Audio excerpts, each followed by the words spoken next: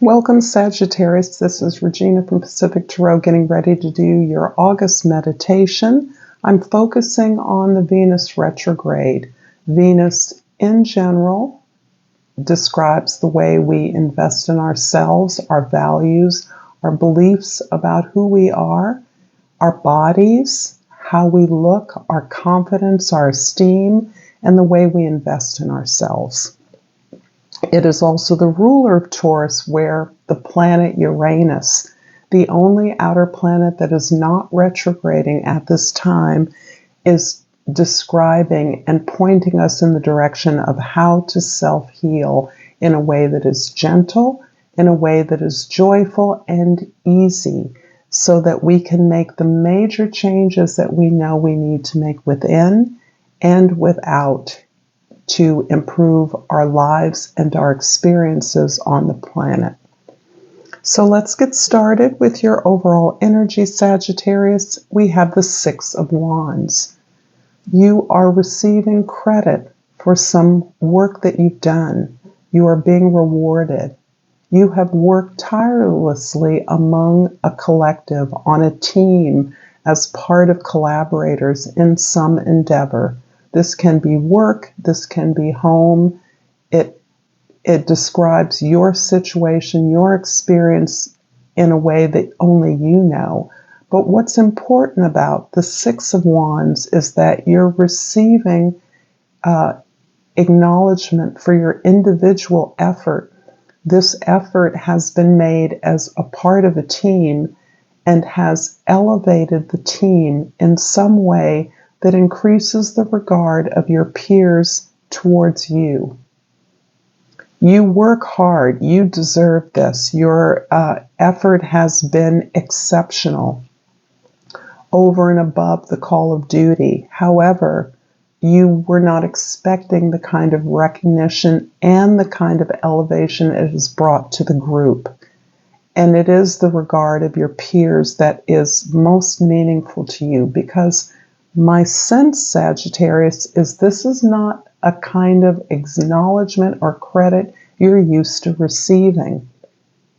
People often think of you as eternally generous, that Santa Claus energy, but don't really give you credit for the work and the effort that it represents. And in this case, you are receiving some kind of acknowledgement, some kind of recognition as to your superior skills and effort that created this victory. In the position of the Sun, we have the Four of Pentacles. And this is about you consciously working towards a stable and secure foundation for yourself. You may be guarded around your material resources, your home, your bank account, your income. This is you guarding your income stream as a way of building upon that, building greater abundance, building a greater sense of confidence even in your physical attributes, your body, your health. This is establishing your strength as a baseline moving forward. But you are aware that this foundation is what is creating a sense of safety and protection for all that you have had to go through to get here. In the position of the Moon, we have the Seven of Swords. And this is helping me understand this guarded position, this need for self-protection, because in many ways you are reviewing the kinds of unkind feedback, criticism, discredit, not being taken seriously, laughed at, gossip at your expense that was meant to undermine you, undermine your efforts, not celebrate anything that looked like victory or strength, ways that you are receiving information that will make you appear or has blocked you in the past. And that is what is critical. You now understand that these haters are simply that and would only really exist except to verify your power. the brilliance of your ideas, the power and strength of your efforts. You are evoking and have evoked in your past a lot of fear, a lot of negative comparisons, manipulations by others in describing you or your efforts, their experience of you as sad, as small, as pitiful, as a waste, when in fact you, by comparison, appear so much grander and more powerful than they do. Now that you understand that, you are picking your battles. You're recognizing that there is valid information here because this is gaining you the information you need to move forward strategically.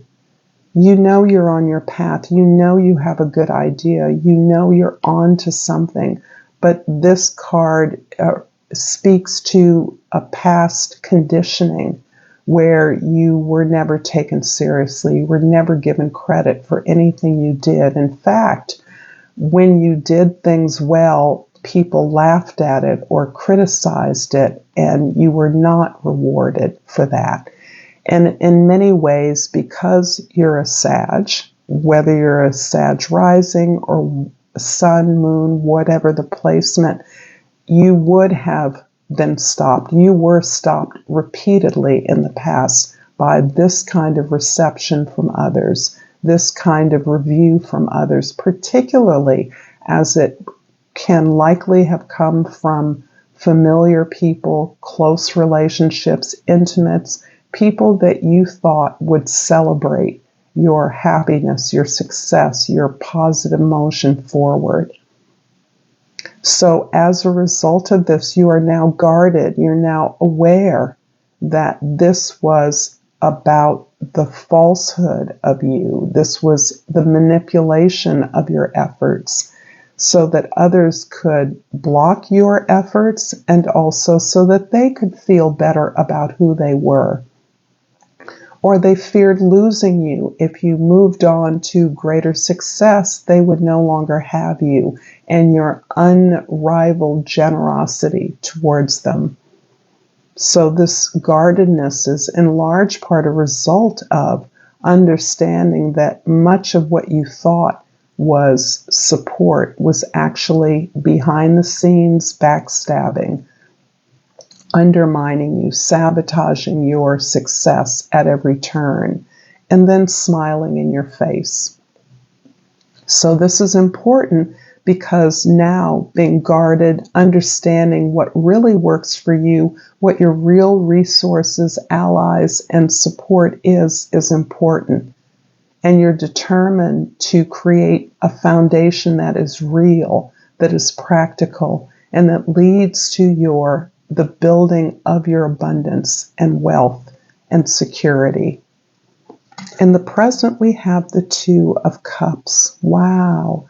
This, I'm such a romantic. The Two of Cups is really about the kind of connection within yourself these almost oppositional experiences have created in order to begin to see the truth of many of your relationships, many of your efforts in your employment, your career, your profession.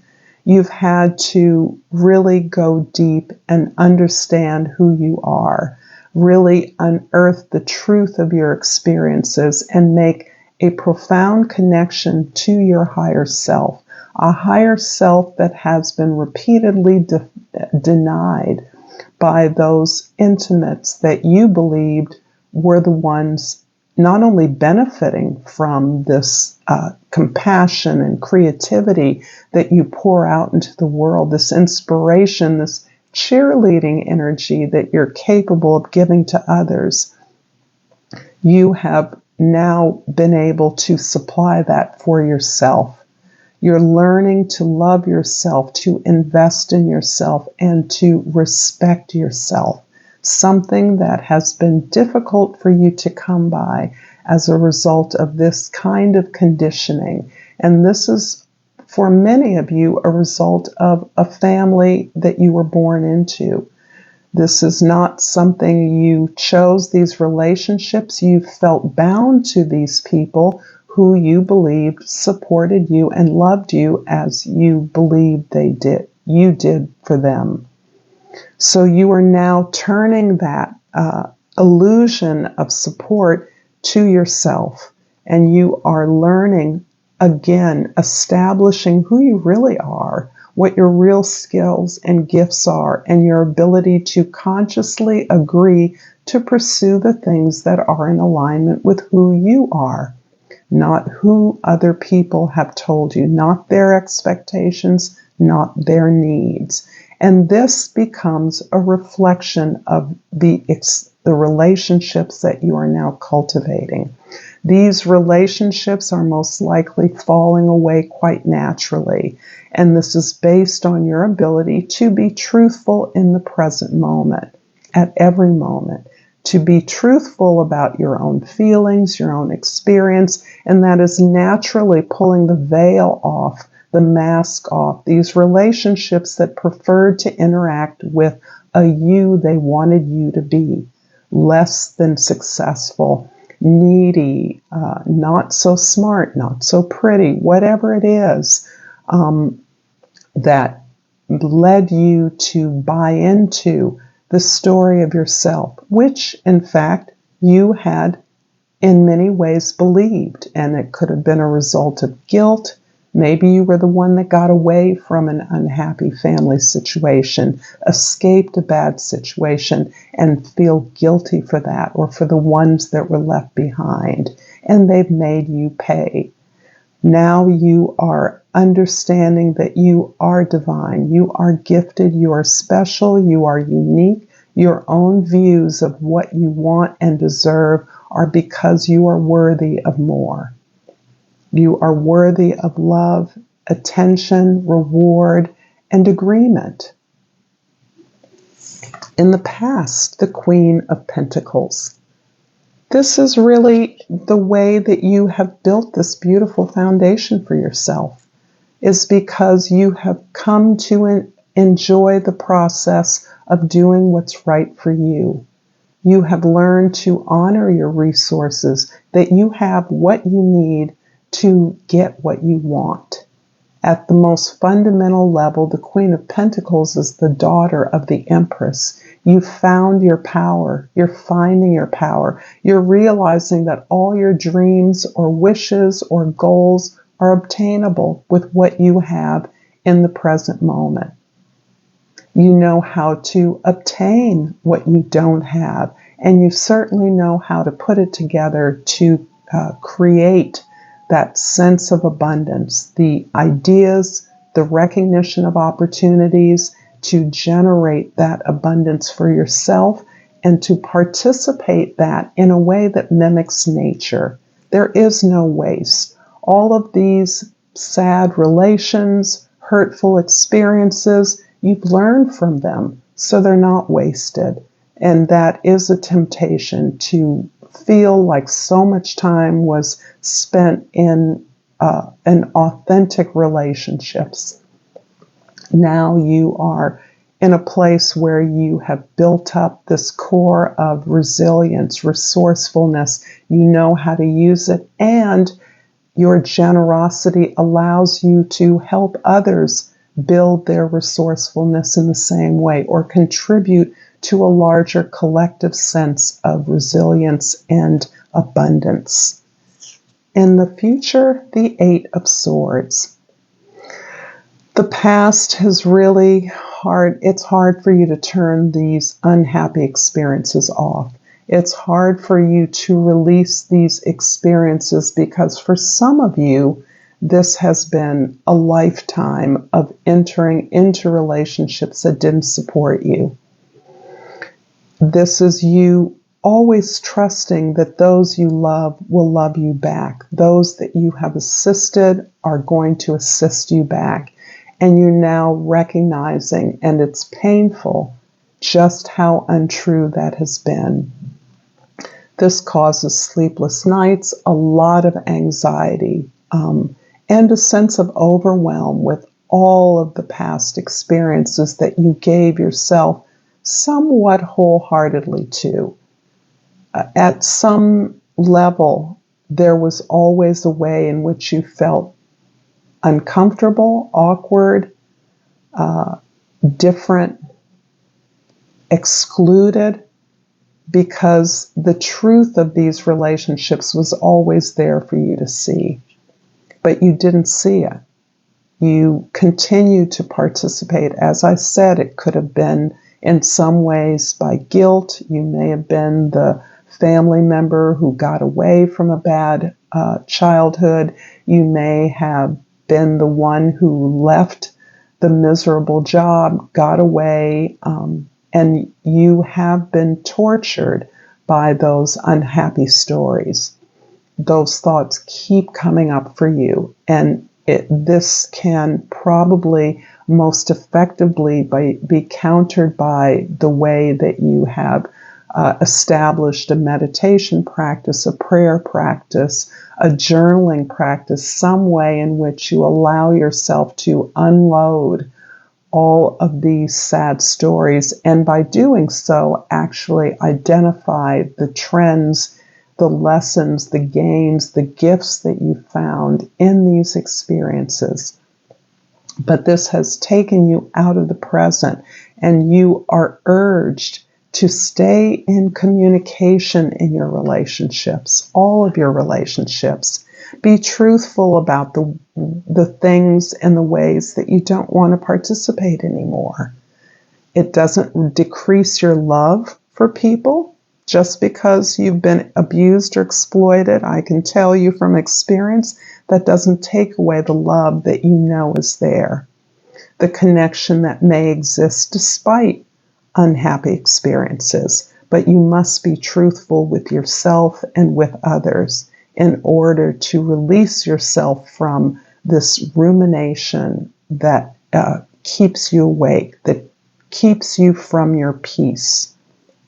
I'm going to clarify the Two of Cups here with the Two of Cups. This is what you know, and this is what you don't know, the Lovers. Wow. So this is confirming an important relationship. Certainly the relationship with yourself is the most important. But what you don't know, I'm actually kind of reversing this. I think you are consciously cultivating this relationship with yourself in part as a way of surrendering unhappy relationships in the past. Even where you knew there was love and a deep connection, you have released that by really consciously focusing on the ways in which you are rediscovering yourself. You're cultivating your self-knowledge, building wisdom as a result of that, consciously not looking to others to fulfill you, and yet there is a choice that you have. There is, in my sense, someone returning, or someone who is in your life, but coming back into your life, in your life, who is returning and re-offering you perhaps a more balanced relationship, something that is long-term. What you're looking for is something that you can work towards together. Something that allows you to be explicit with your desires, your goals, your needs, and your need for support primarily, because the story I'm getting here is that others haven't supported you. You've done all of this on your own. It isn't that you haven't tried. It isn't that you haven't been in relationships. Those relationships have just in some way made the assumption that you were the strong one. You did all the work because you so terribly believed in the love that existed. That love may have been there, but you were not able to cultivate that into a conscious agreement, and you now have an opportunity to do so. You will choose your best path forward. For many of you, that means you may reject this offer if it is just simply reflecting the past and a less developed or less evolved idea about the power of explicit agreements and contracts. But you're now looking towards the contract that will be long-lasting, that will deliver long-term benefits. And for many of you, that may be rejecting an old love, even if the love is strong, if that person is not in the place that you have fought long and hard to get to. I hope, Sagittarius, that this is resonating for you. I am going to pull a divine crystal, and I want you to like and subscribe to my channel. I love it when you donate. Thank you, angels, who have recently donated to me. Of course, you know how much it means, and I thank you. I love your comments. I love any form of your support and appreciation. It matters. So I have pulled this crystal. This is a new crystal deck, and it is an emerald. And I'm going to read the text of the card. What it is: one of the 4 precious gemstones, emerald radiates with a wet, lush, verdant energy. Historically, emerald is associated with love, beauty, and sex.